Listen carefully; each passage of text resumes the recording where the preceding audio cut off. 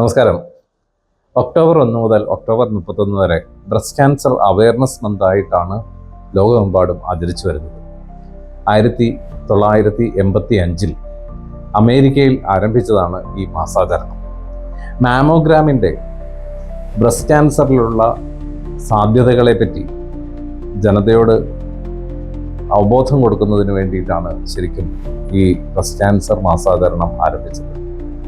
Breast cancer മാസാചരണത്തിൻ്റെ ഇപ്രാവശ്യത്തെ theme എന്ന് പറയുന്നത് ഓരോ പേഴ്സണും വ്യത്യസ്തങ്ങളായ അനുഭവങ്ങളാണ് ഈ രോഗത്തിനെ പറ്റി ഉള്ളത് എന്നും, അതുപോലെ തന്നെ ഓരോ ആളുടെ യാത്രയും ബ്രസ്റ്റ് ക്യാൻസർ രോഗിയായുള്ള യാത്രയും വ്യത്യസ്തങ്ങളാണ് എന്നും, ആ കഥകൾ ലോകത്തിനോട് പറയലാണ് എങ്ങനെ ബ്രസ്റ്റ് ക്യാൻസറിൽ നിന്ന് ഞങ്ങൾ സർവൈവ് ചെയ്തു എന്ന് ലോകത്തോട് പറയലൊക്കെയാണ് ഇപ്രാവശ്യത്തെ തീം.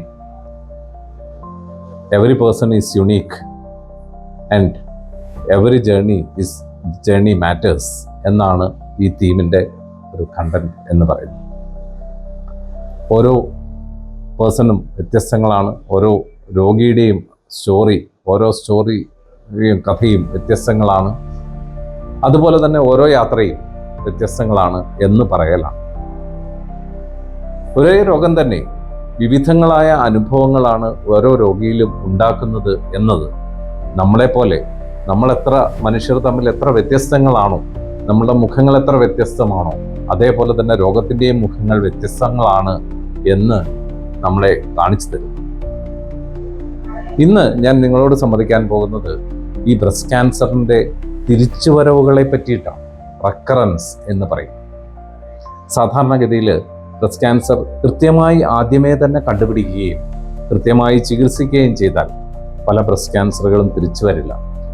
എന്നാൽ ചില ബ്രസ്റ്റ് ക്യാൻസറുകൾ, പ്രത്യേകിച്ച് ഒരു ഹോർമോൺ റിസപ്റ്റാർസ് പോസിറ്റീവായിട്ടുള്ള, അതായത് അതായത് ഈസ്ട്രജൻ റിസപ്റ്റാർ, പ്രൊജസ്ട്രോൺ റിസപ്റ്റാർ തുടങ്ങിയ ഹോർമോണുകളോട് റിസപ്റ്റാർസ് പോസിറ്റീവായിട്ടുള്ള ബ്രസ്റ്റ് ക്യാൻസറുകൾ കൂടുതലായി തിരിച്ചു വരാൻ സാധ്യതയുണ്ട്. അതുപോലെ തന്നെ ട്രിപ്പിൾ നെഗറ്റീവ് ബ്രസ്റ്റ് ക്യാൻസറുകൾ, അതായത് ഇതെല്ലാം നെഗറ്റീവായിട്ടുള്ള ബ്രസ്റ്റ് ക്യാൻസറുകൾ, HER2 പോസിറ്റീവായിട്ടുള്ള ബ്രസ്റ്റ് ക്യാൻസറുകൾ, ഇവയൊക്കെ ഒരുപക്ഷെ വേണമെങ്കിൽ തിരിച്ചു വന്നേക്കാം. അപ്പോൾ എന്താ ഈ ബ്രസ്റ്റ് ക്യാൻസറുകൾ തിരിച്ചു വരുന്നത്? സാധാരണഗതിയിൽ ബ്രസ്റ്റ് ക്യാൻസർ തിരിച്ചു വരുന്നതിന് പല കാരണങ്ങളുണ്ട്. ചിലപ്പോൾ രോഗം വളരെ വൈകി മാത്രം തിരിച്ചറിയുകയും അത് വിവിധ സ്ഥലങ്ങളിലേക്ക് ഒരുപക്ഷെ മെറ്റസ്റ്റാസൈസ് ചെയ്തിട്ടുണ്ടാവുക. വളരെ മൈക്രോ ലെവലിൽ അത് അങ്ങോട്ട് മറ്റ് സ്ഥലങ്ങളിലേക്ക് ലിംഫാറ്റിക് സർക്കുലേഷനിലൂടെയൊക്കെ പോയിട്ടുണ്ടാകാം. അപ്പോൾ നമ്മൾ ചികിത്സയൊക്കെ നടത്തിയാലും ചില സമയത്ത് അതിനുള്ളൊരു സാഹചര്യം വരുമ്പോൾ പുറത്തു വന്നിട്ടുണ്ടായില്ല. അങ്ങനെയല്ലാതെ ചിലപ്പം ഈ രോഗം നമ്മൾ സാധാരണഗതിയിൽ സർജറി, കീമോതെറാപ്പി, റേഡിയേഷൻ പോലെയുള്ള ആധുനിക ചികിത്സകൾ കൊണ്ടൊക്കെ പൂർണ്ണമായും അതിൻ്റെ ഭാഗത്തു നിന്ന് പൂർണ്ണമായും പോകാതിരിക്കുക. ഇപ്പോൾ സർജിക്കലിയൊക്കെ നമ്മൾ കളഞ്ഞാലും എല്ലാ കോശങ്ങളും അവിടുന്ന് പോയില്ല എന്ന് വെച്ചോളൂ. അതിന് പറ്റുന്ന സാഹചര്യം ഉണ്ടാവുമ്പോൾ വീണ്ടും തിരിച്ചു വരാം. ചില ആൾക്കാർ മരുന്ന് കൃത്യമായ കാലയളവിൽ കൃത്യമായ രീതിയിൽ കഴിക്കാതെ ഇരിക്കുന്നത് കൊണ്ട് ഒരുപക്ഷെ തിരിച്ചു വരാം. ഇനിയും ആദ്യമേ തന്നെ കുറച്ച് നേരത്തെ പറഞ്ഞ പോലെ മെറ്റസ്റ്റൈസിസ് ചെയ്തിട്ടുണ്ടാവുക, അത് ഡോർമൻ്റായിട്ട് നിൽക്കുക. അങ്ങനെ ഡോർമൻ്റായിട്ട് നിന്നതിന് ശേഷം ചിലപ്പം മാസങ്ങൾ കഴിഞ്ഞു, വർഷങ്ങൾ കഴിഞ്ഞു, ചിലപ്പോൾ തിരിച്ചു വന്നുണ്ടാകുകയും. ചിലപ്പം ചില ആൾക്കാരിൽ അവരുടെ അപ്പോഴത്തെ ശാരീരിക സ്ഥിതി കാരണം പൂർണ്ണമായി ചികിത്സ സാധ്യമല്ലാതെ വരും. ഇപ്പോൾ കീമോയും റേഡിയേഷനും ഒന്നും ചിലപ്പം അവരുടെ ശാരീരിക സ്ഥിതി കൊണ്ട് പൂർണ്ണമായി, ഇപ്പോൾ 6 സൈക്കിൾ കീമോതെറാപ്പി ചെയ്യണമെന്ന് പറയുന്നത് ചിലപ്പോൾ നമുക്ക് പൂർണ്ണമായും ചെയ്യാൻ പറ്റാതെ വരും. ഇതൊക്കെ ഒരുപക്ഷെ തിരിച്ചുവരവിന് കാരണമാകാം. ഇത് മാത്രമല്ല, രോഗം വന്ന് ചികിത്സയ്ക്ക് ശേഷം കൃത്യമായ പഥ്യാചരണത്തിലൂടെ കടന്നു പോകുന്നില്ല എന്ന് വെച്ചോ.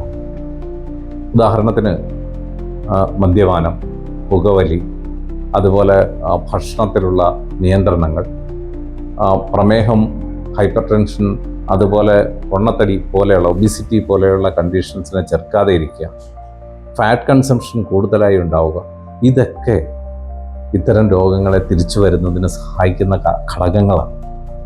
അത് സാധാരണ ഇത് തിരിച്ചു വന്നാൽ എങ്ങനെയൊക്കെ തിരിച്ചു വരാം?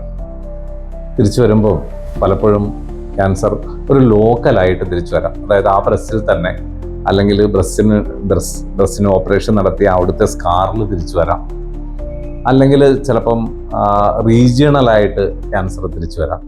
അതായത് ബ്രസ്റ്റുമായിട്ട് അടുത്തുള്ള ലിംഫ് നോഡ്സിലോട്ട്, ആക്സിലറി ലിംഫ് നോഡ്സിലോട്ടുമൊക്കെ ചിലപ്പം ഈ ലിംഫാറ്റിക് ആയിട്ട് ഇത് യാത്ര ചെയ്തിട്ട് അവിടെ മെറ്റാസ്റ്റാസിസുകൾ ഉണ്ടാക്കാം, അല്ലെങ്കിൽ റെക്കറൻസ് ഉണ്ടാക്കാം. അതല്ലാതെ മറ്റ് സ്ഥലങ്ങളിൽ, ഉദാഹരണത്തിന് ലങ്സിലുണ്ടാവുക, ബോണിലുണ്ടാവുക, ലിവറിൽ, ബ്രെയിനിൽ ഒക്കെ ചിലപ്പോൾ മെറ്റാസ്റ്റാസിസ് ചെയ്തുകൂടാകുകയില്ല. അപ്പോൾ അങ്ങനെ മെറ്റാസ്റ്റാസിസ് ചെയ്യാതിരിക്കുന്നതിന് നാം എന്ത് ചെയ്യണം എന്നുള്ളതാണ് ഞാൻ ഇന്ന് നിങ്ങളോട് സംവദിക്കാൻ പോകുന്നത്. ഇങ്ങനെ ബ്രസ്റ്റ് ക്യാൻസർ തിരിച്ചു വരാതിരിക്കാൻ നമുക്ക് എന്ത് ചെയ്യാൻ കഴിയും? തീർച്ചയായിട്ടും ഇങ്ങനെ ബ്രസ്റ്റ് ക്യാൻസർ തിരിച്ചു വരാതിരിക്കാൻ കൃത്യമായി ആയുർവേദ പരിപാലനം, രോഗചികിത്സയ്ക്ക് ശേഷം നമ്മുടെ പ്രതിരോധ ശേഷിയെ വർദ്ധിപ്പിക്കുന്ന തരത്തിലുള്ള രസായന ചികിത്സ, ഒപ്പം തന്നെ ഈ രോഗത്തിനുള്ള ചികിത്സ കൊണ്ടുണ്ടാകുന്ന സൈഡ് എഫക്റ്റുകളെ പരിഹരിക്കുന്നതിനുള്ള ചികിത്സയും ഒക്കെ ആയുർവേദത്തിൽ കൃത്യമായി നമുക്ക് ചെയ്യാൻ കഴിയും. ഇത്തരം ചികിത്സകൾ ചെയ്യുന്നത് കൂടാതെ നമ്മുടെ ഭക്ഷണം, നമ്മുടെ ജീവിതശൈലിയും ആയുർവേദ രീതിയ ചെയ്തു പോരുന്നതും ഇതിന് ഒരു സമാധാനം ഉണ്ടാക്കാൻ നല്ലതാണ്. സ്ട്രെസ് അല്ലെങ്കിൽ ടെൻഷൻ സ്വാഭാവികമായി നമ്മുടെ ജീവിത സാഹചര്യങ്ങളിൽ പാടില്ലാത്ത ഒന്നല്ല.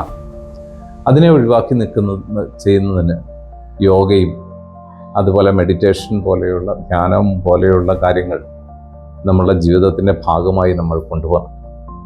നല്ല ഭക്ഷണം, നല്ല വിശ്രമം, നല്ല വ്യായാമം, അതുപോലെ അഡിക്ഷൻസിൽ നിന്നൊക്കെ മാറി നടക്കാൻ, സ്ട്രെസ് അല്ലെങ്കിൽ ടെൻഷൻ കുറഞ്ഞ് മെഡിറ്റേഷനൊക്കെ ചെയ്ത് നന്നായി ജീവിച്ചിരിക്കുക. ഏത് രോഗവും വരാതിരിക്കുന്നതിനും അത് വീണ്ടും വരാതിരിക്കുന്നതിനും ഒക്കെ ആവശ്യമായ ജീവിതശൈലി ഇതുതന്നെയാണ്. ബ്രസ്റ്റ് ക്യാൻസറിലും ഇത് വിഭിന്നമല്ല. ഒപ്പം തന്നെ ആയുർവേദ ചികിത്സ കൃത്യമായ രീതിയിൽ രസായന ചികിത്സ, ശോധന ചികിത്സ, പഞ്ചകർമ്മ ചികിത്സ ഒക്കെ ഇതിനായി പറഞ്ഞു വച്ചിട്ടുണ്ട്. അത്തരം ചികിത്സകൾ ചെയ്യുന്നത് തീർച്ചയായിട്ടും ബ്രസ്റ്റ് ക്യാൻസറിനെ തിരിച്ചു വരാതെ ആരോഗ്യപൂർണമായ ഒരു ജീവിതം നയിക്കാൻ നിങ്ങളെ സഹായിക്കും.